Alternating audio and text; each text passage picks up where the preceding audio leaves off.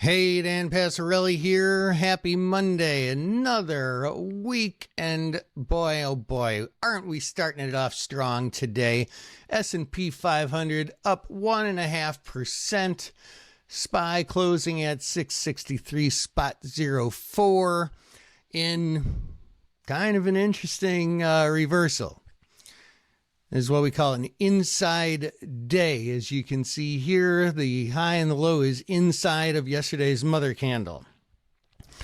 Now, what exactly happened? Well, on Friday, there was some genuine market moving news that China decided that they were going to put export limits on their rare earth materials. And Trump said that he was going to, if that was going to be so, would retaliate with higher tariffs, which justifiably the combination of those two things, I would say especially the first thing, sent the market down quite a bit. Today, Trump said literally 6 words, "Don't worry about China, it'll all be fine." And that was enough for some people to buy up the market again. But it wasn't all buying. As you can see by looking at the volume, this was one of the highest volume days of the past 6 months. And it's a pretty small bodied candle. So what that really means is that while there were some buyers who were buying on a politician saying, don't worry, it'll be okay.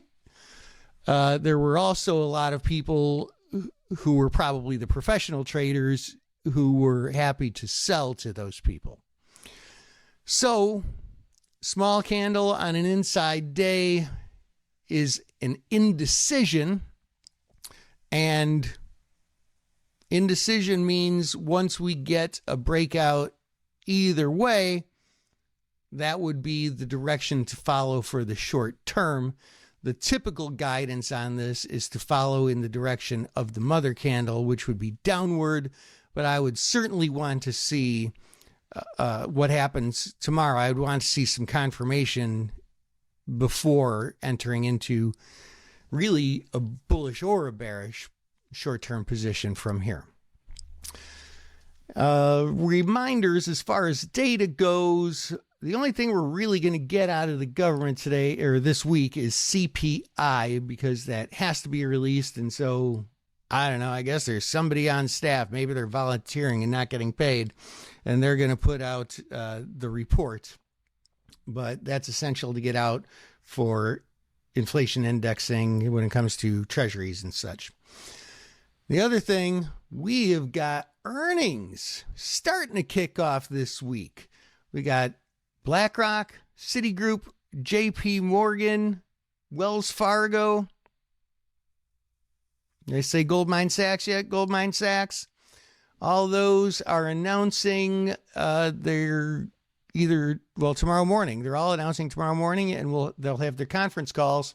And so that's going to be the first indication of what happens this earnings season. I mean, it's just the banks really so far. Johnson & Johnson also, but mainly just the banks.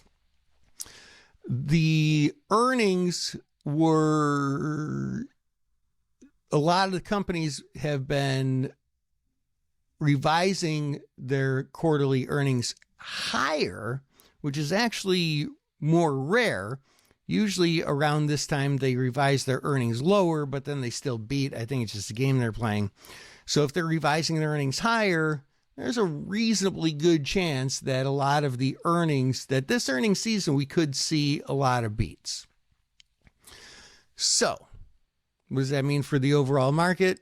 Well, a lot of that is really already priced in as far as the price to earnings ratio goes. So we'll see how much they beat it by. But bottom line is it could make up for some of the drop that we saw on Friday.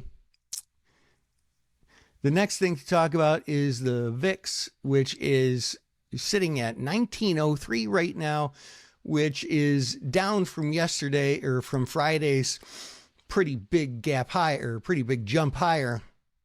Still at a pretty historically high level. and rightfully so until we see what happens with this saber rattling out of the U.S. and China, and then the backing off on the threats.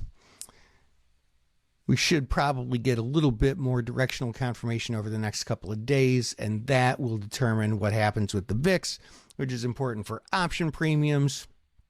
So much going on right now. Ooh. Hope that helps. This is Dan Passarelli. Trade smart.